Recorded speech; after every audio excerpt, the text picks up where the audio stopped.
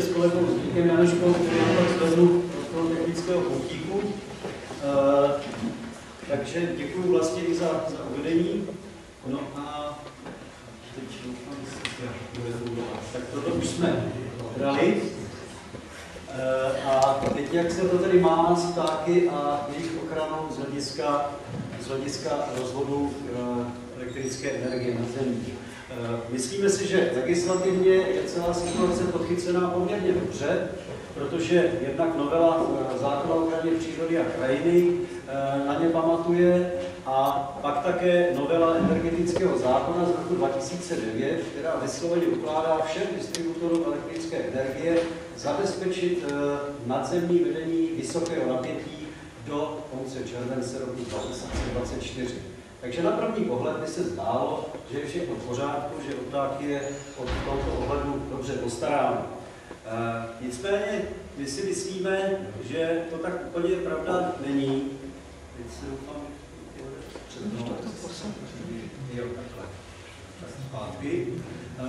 protože za prvé není zřejmé, že ten příslušný paragraf v té novele energetického zákona je vůbec pod nějakou sankcí.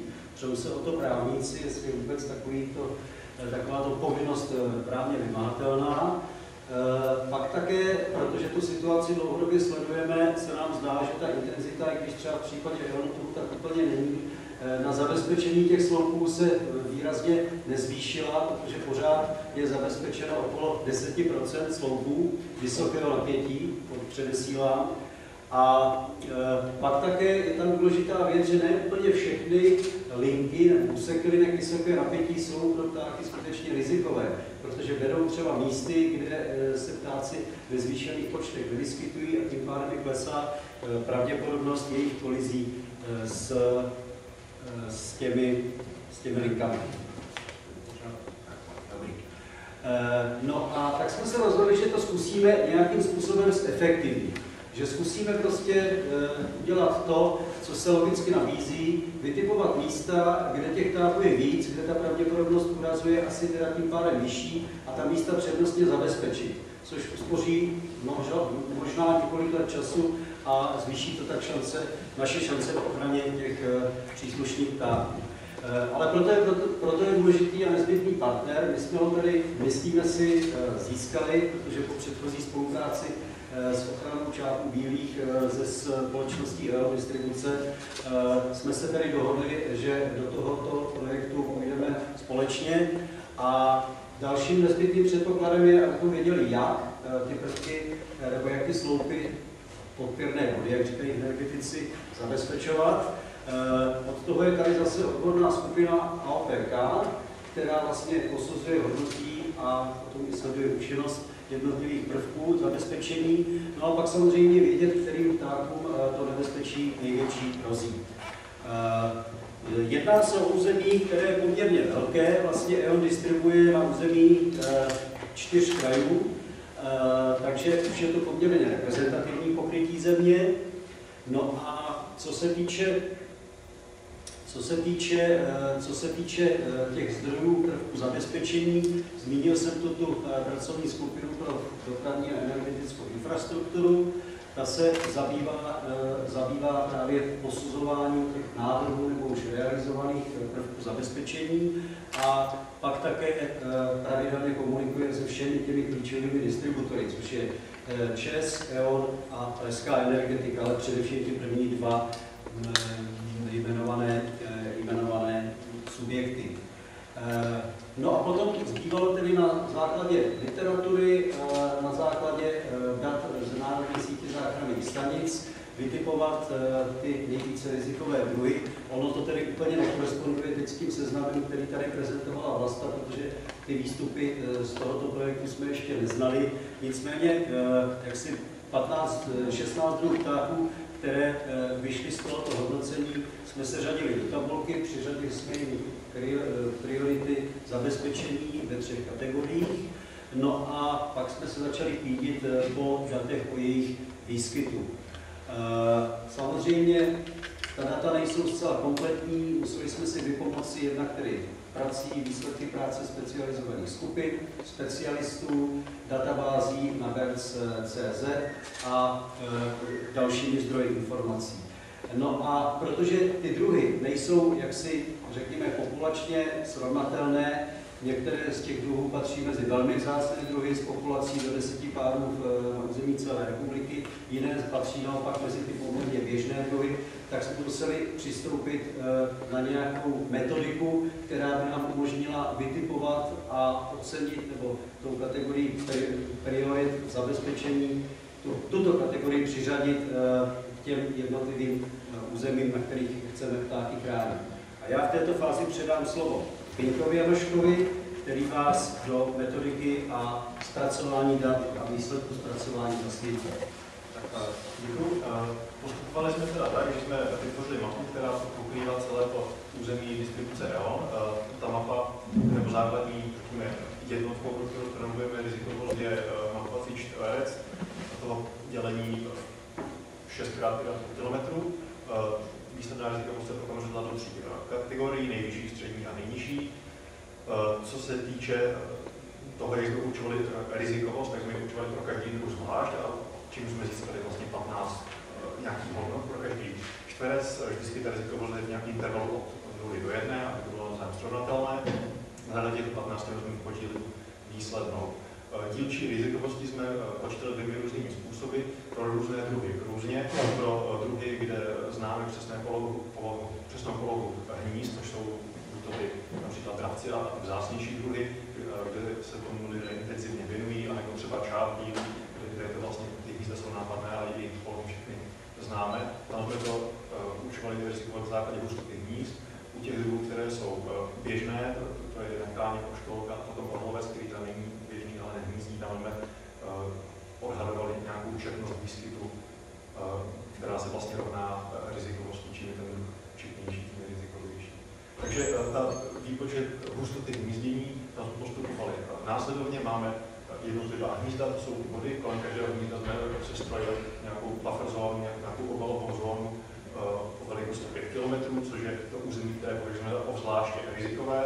Pro každý ten čtverec jsme vypočítali jakoby překrytí tady těch obalových zón v procentech, s tím, že protože mnohdy je tam těch hnízd víc u sebe, tak vlastně to překrytí toho čtverce může být víc než 100%, čili musíme to standardizovat do té škály od 0 do 1, aby se nám nestalo, že rizikovost pro čápa bude od 0 do 500%, rizikovost pro jiný druh protokola bude od 0 do 50%.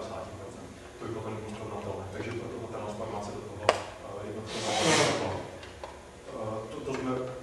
Tento typ analýzy jsme teda udělali pro těch asi 12 druhů, byli to všichni dravci, okoverna čápy, vír, krkavec, protože tam známe tu polohu hnízd, už jsme to brali základ, ten byl teda ten avid, s tím, že ne všichni lidé tam svá data dávají, takže jsme oslovili ty, o kterých víme, že se tady tyto druhům věnují v té oblasti, která nás zajímala, a dali jsme to dohromady. Tak, pardon. Toto je potom ta výsledná rizikovost pro čápa, kdy zrovna ten čáp byl třeba extrémně riziková, je ta oblast soutoku a v porovnání ten zbytek území je víceméně homogenní.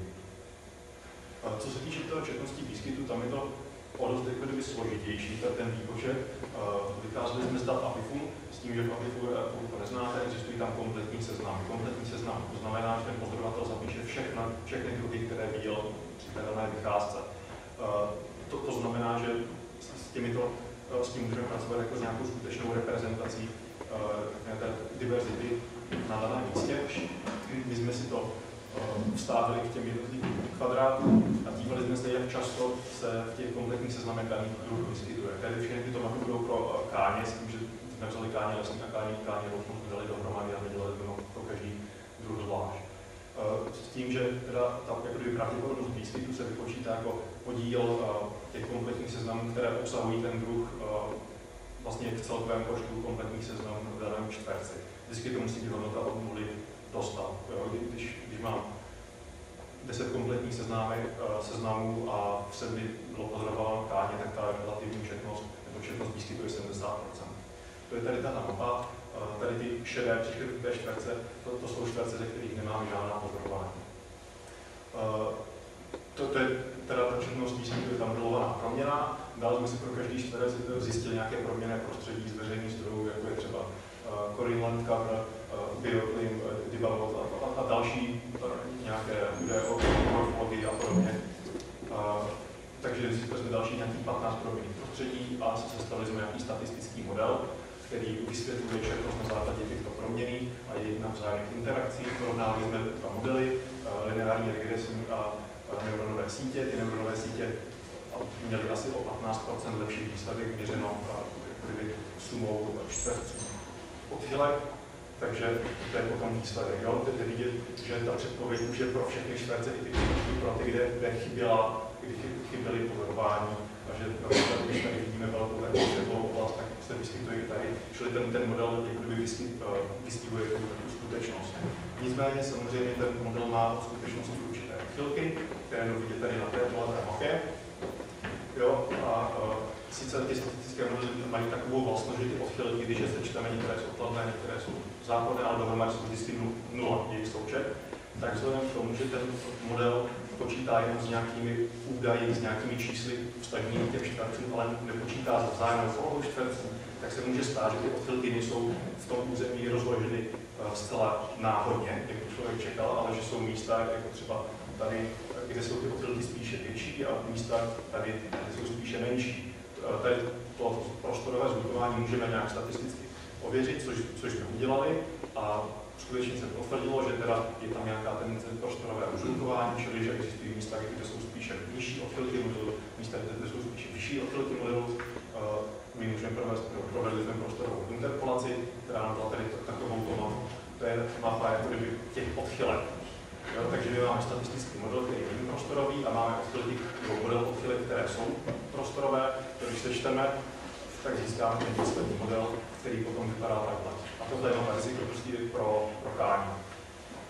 Jo, jde vidět, že tady například Novohradské hory, Šumava, Brno jsou oblasti, kde je ta četnost nízká, naopak v podstatě celá Jižní Morava, Uhersko Hradišťsko, tady Polaví, četnost je vysoká. A četnost rovná se riziko.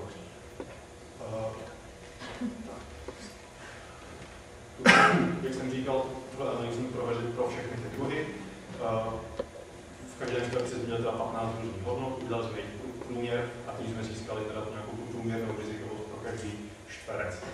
Tuto rizikovost jsme dále klasifikovali a tím způsobem, že 10% nejvyšších hodnot jsme označili jako rizikové čtverce nebo jako nejvyšší prioritu zabezpečení, dalších 30% jako střední a spodních 60% jako nízkou. Toto je teda ta výsledná rizikovost.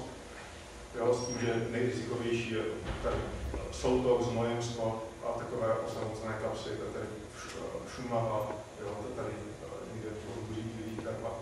A když teda klasifikujeme, tak potom nám vychází taková mapa, což by měl být teda